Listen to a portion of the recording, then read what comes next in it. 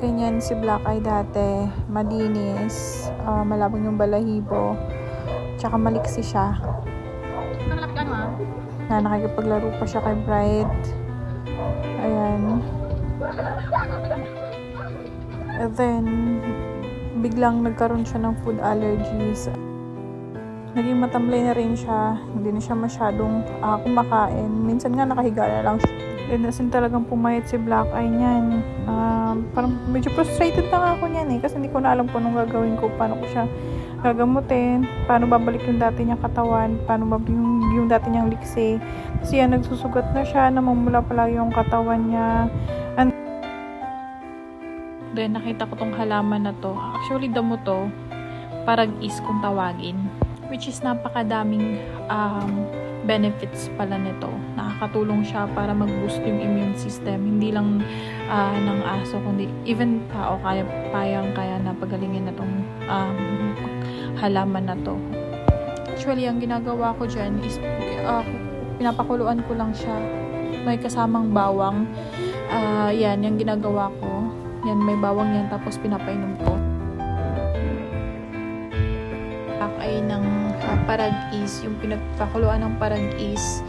At ilang araw ko na pala, or linggo, or isang buwan ko na bang pinapainom. Tapos, ito yung vitamins niya na rin. Sinasamaan ko rin ng vitamins, itong multivitamins for dog. Ilalagay ko rin sa comment section yung link kung naghanap din kayo ng vitamins para sa aso. Nag-boost din ng immune system. Yan, hinahalo ko yun sila, yung vitamins niya at saka yung pinagpakulan ng parag-is.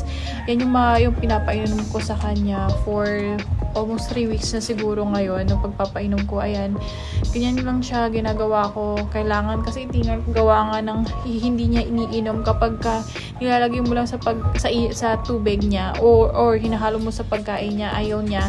So, kailangan ganun yung ginagawa ko sa pilitan na pagpapainom sa kanya. At ngayon, makikita nyo naman na bumabalik na yung balahibo niya. Gumaganda na ulit yung balahibo niya, and then medyo lumiliksi na rin siya. Kaya hindi po ako expert or nag-aral po tungkol po sa sakit ng aso, pero based po ito sa experience ko kung paano gumaling yung aso ko from walang, as in, naubos na po yung balahibo niya kasi nagkandalagas-lagas, and then nagsusugat na po yung buong katawan niya, namumula, nagsusugat. And then unti-unti na bumabalik yung liksi niya, yung ganda ng balahibo niya, at medyo malakas na rin siyang kumain. Well, I'm not an expert or nag-aral ng medicine about sa mga animals, but based on my experience, gumaganda, umukay na po si Black Eye. Well, update yun to the next video sa full recovery ni Black Eye. Ito po yung multivitamins ni Black Eye na hinahalo ko po sa pagkain niya.